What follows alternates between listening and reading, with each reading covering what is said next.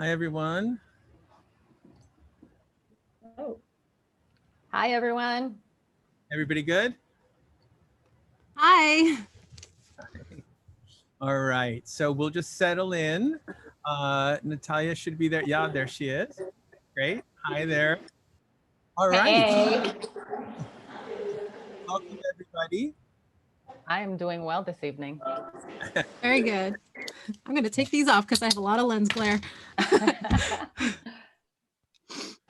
Now, just to everybody out there who is watching the live stream, I'm Calderin.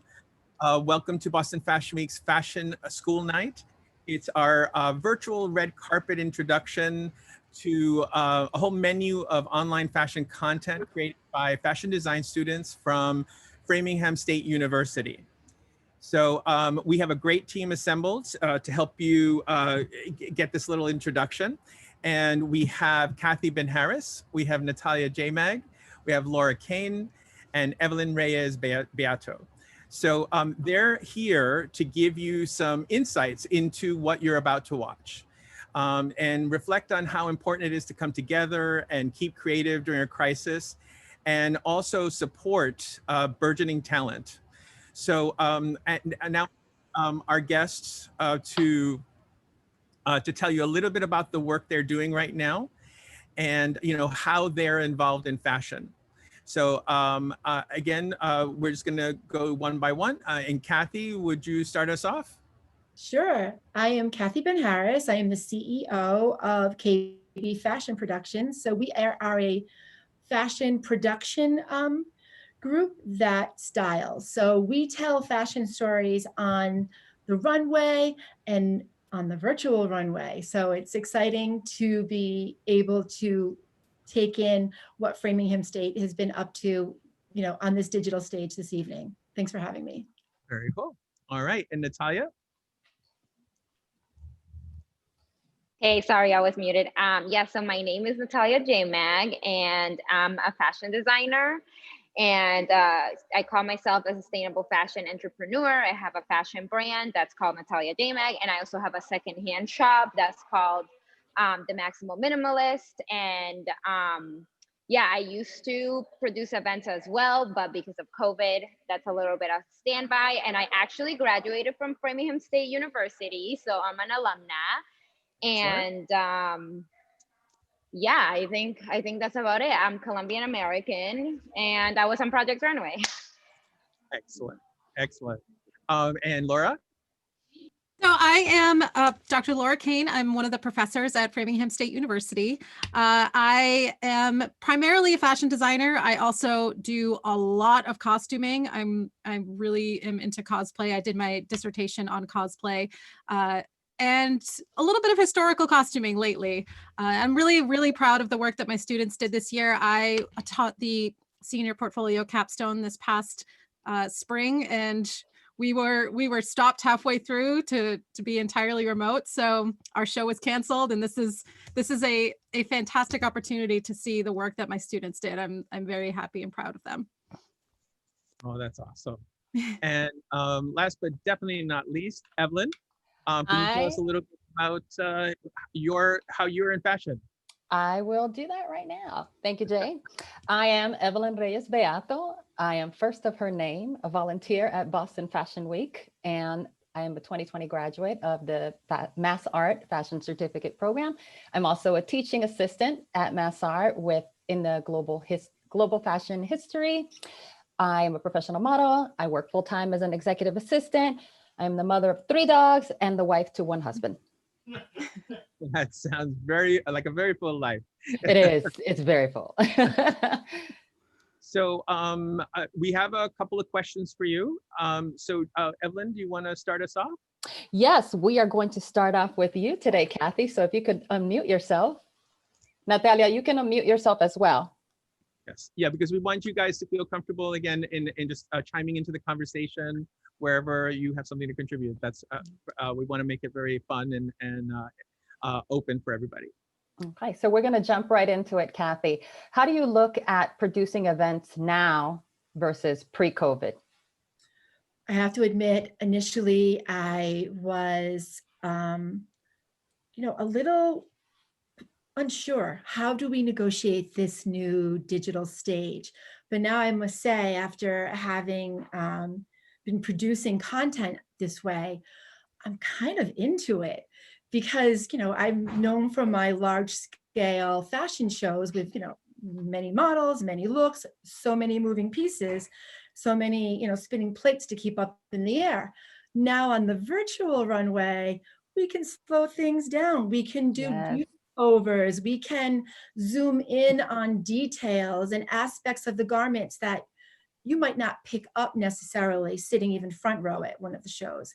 So I'm into it. I'm having some fun being able to tell stories this way. And I have more to learn, I know, but I'm really excited about exploring this new medium and expanding, full on into it. Yeah, I'm super into the shows online as well. And I think now it's a bigger platform, because before you could have 500 people at your show, and now there's millions of people can watch your show. Yes. And also, everyone look around you, because wherever you are right now is literally a place that you can stage a fashion presentation. Yeah. That old statement that, everywhere is your runway. Well, it really Very is. So That's true. really So fun. true.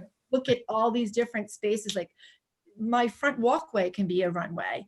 The aisle at the supermarket can be a runway. It can be whatever you want it to be. And that's super fun. There's a space over by the Christian Science Monitor that has the trees and like a long passageway in between. And every time I go to work, I walk down there and that's my runway. I'm like, I wish somebody would do a fashion show here. You could do a fashion show there. I mean, I don't know if you caught the event last night, but that's what we actually did. We staged, we did a virtual fashion show at the Lars Anderson Museum, the estate. And we used an old, beautiful arbor as the runway and this double row of mature trees. So yeah, everywhere's a runway now. So And fun with have that.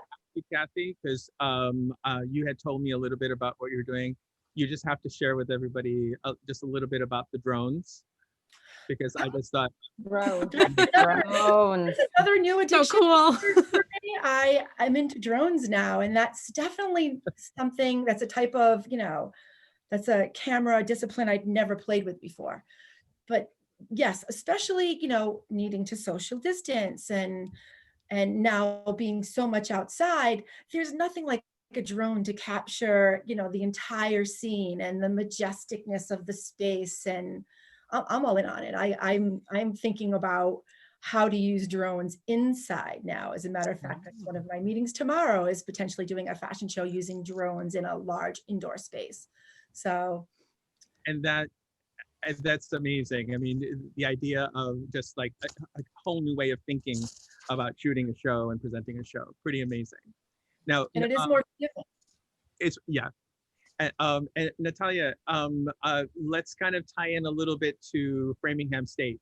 It's like you, if you could share kind of what your experience was there, that last semester when you were putting out your collection, because we don't have a student on the call, so I mean, not a student anymore. But I'm a Framingham State alumna too.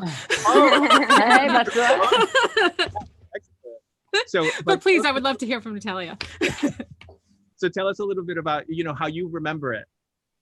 Well, okay, so I remember, I was always really excited about the fashion show since I started in the program, and I actually participated in it was my first year, but I was a sophomore. I went into the major late, but anyways, I barely knew how to sew, and I still participated. I put together this low-key kind of embarrassed about this collection today because it was just own it.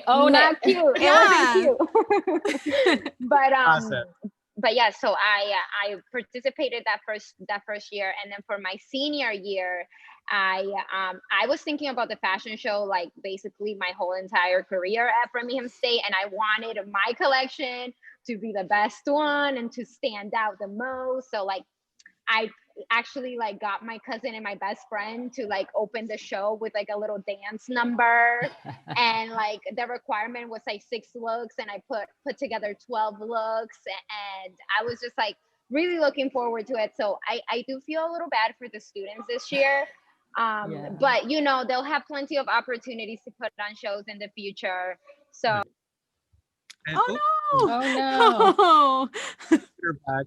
That was so great. So me- Laura, if you could tell us a little, I didn't realize you were Framingham State. I forgot about that. But yeah, can you tell us a little bit about that? And also, it's important to kind of share with everybody that you were also a part of Fashion Week 10 years ago. So I tell us a little was. bit. So I graduated from Framingham State in 2009. I went in as a fashion major knowing that I wanted to be a designer. I was really into the idea of becoming an evening wear and bridal designer. Immediately, as soon as I went in, I'm like, I want to learn how to make gowns. I want to learn how to make corsets. I want to learn how to do this and this and this. And they're like, slow down, learn how to sew a pair of pants first. And I was really getting into costuming and cosplay at the time. I was a huge anime nerd. So I was learning how to sew so that I could build costumes. And then by the time I graduated, I was into Japanese Lolita fashion. I ended up doing a whole collection of Lolita clothes for the fashion show when I was a senior. And then I worked at TJX in product development for about a year or so after I graduated, and then decided that I wanted to get back into the classroom. And my whole thought was I really loved being at Framingham State because it had a really small program. I really knew my teachers very well. They were really, really sweet and very supportive mentors to me. And I wanted to be able to be that for somebody. So I decided to go to grad school. So I moved out to Oregon. I went to Oregon State University. I was there for about 6 years. After a while, I got a job teaching at a small all-girls university in Wisconsin. And I waited and waited until the perfect job opportunity at Framingham State opened. And that was three years ago now. So I actually unfortunately replaced my favorite teacher that I was like looking forward to working with. That's full circle. That's full I know. circle. I was like, I really want to go back and work with this person. And I ended up replacing her. But I'm so happy to be back there. I love the school. I love the environment. I love where it is. It still has that small, close-knit vibe going on. And I really love that. I feel like I can really understand and get to know all of my students really well, and they can get to know me. So when they graduate, it's like, I can always think of, oh, this person would love this. And, they'll send me stuff. And I love that. I love that I can remember each and every one of my students. I totally get it. I mean, I teach, and that connection is amazing. Yeah. So yeah. I had classes in grad school that had hundreds of kids in them. And I'm like, how can you even get to know any of them when, there's 100 people in a room? So I really love that about Framingham State. Laura, tell us a little bit about the class that you're teaching right now. Sure. So right now I'm actually teaching, I'm teaching 3 classes. I have our 2 intro sewing classes. So I'm teaching principles of construction, advanced apparel, which is pants and dresses. And then I also teach fashion sketching. But I have taught some of the upper level classes. This past spring, I taught the senior capstone class, which is what you're going to see today. Okay. And are those classes that you're teaching all online? No. So this semester, I have 2 that are hybrid and 1 that's all remote and online. But the way that I have it set up is I've been filming every single demonstration and uploading them prior to the start of the class. So any of my students can choose to do it entirely remote if they'd like. If they have a sewing machine at home and an ironing board at home, they can complete everything at home if they want to. But I have merchandising and design students in my intro sewing class. So those students who are merchandising, we don't expect them to go out and buy all the equipment. So they can come in and use the labs. And then I'm limited to how many I can have in a room. I can only have 9 students in the room at a time, based on distancing standards. Okay. So I have to have some students work, at home for 2 days, and then they can rotate back in. And it's challenging, but it's been working pretty good. The COVID schedule. That's the COVID schedule. Yeah. And I've been learning a lot over the past few months about like how to properly record and edit footage so that it's really easy to see and interact with, and proper audio and all that business. So this going all remote was the perfect time because I'm like, oh, I have all these skills that I can help my students with.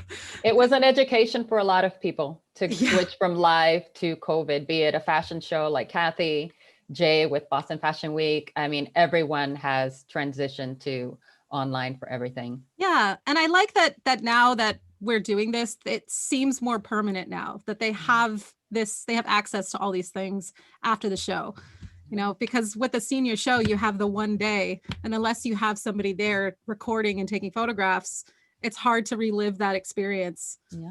After Jay, the fact. and Jay, I think that was one of your goals, right?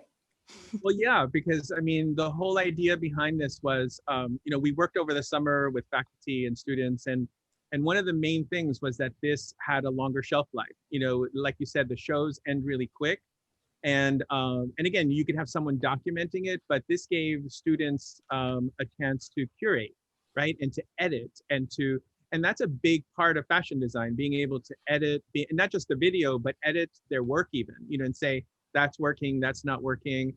And I think, I mean, from what I've been hearing from everybody, it's just so nice to hear. And Kathy, you have the school connection too, because you've worked with students on school shows and things like that. So, education, hugely important, I think, for turning out great talent, but then also this passion that we're kind of just throwing ourselves into the tech and saying this needs to move forward. And I think that's what I've been hearing the most, is that people are really grateful to have a platform to say, let's move forward, and my catchphrase has been for the past few days, this is what we did during lockdown, so and I'm proud of that. We did some good stuff, and the students did some very creative things with their presentations. And, I just find that really exciting. So I wanted to hear a little bit more from Nathalia, because you have the Framingham State experience, and then you went off and went on Project Runway, which was very exciting. We were all cheering you on. And then now, again, the focus, a big focus of your brand is sustainability. And I'm just curious, because all the students are, they're learning all these tools for communicating online. How are you doing that with your brand? Because you've been doing it for a long time. You're great online. I follow you on social media, and I'm always excited to see what you're up to. Thank you so much. Yeah, I've always loved social media. I grew up in the AIM and MySpace age. So I've been on the internet since I was literally 11 years old, which I shouldn't have been on the internet that young, but that's a conversation for something else. So yeah, I pivoted by creating more content at home. So I used to always set up photo shoots and kind of have a big production with my friends, and have multiple models and sometimes multiple photographers, and we would go on location.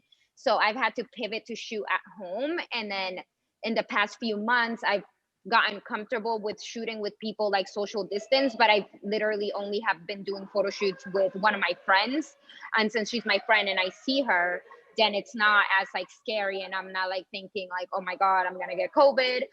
But definitely the pivot has been creating at home versus a full production photo shoot, which has been good, because I think it's important to start where you are and use what you have. And so a lot of the content I've created lately has been with my phone, and so anybody with a phone, yes, even can create content and show their work on the internet. So I guess I could be an example of that, of doesn't matter where you are, just use what you have. And we all have a phone, so we can all take photos of our work.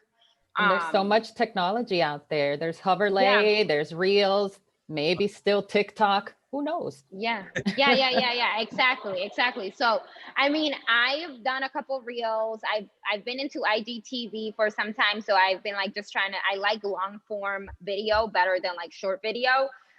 So I've been, making more IGTV videos, but also I've used the time to create more.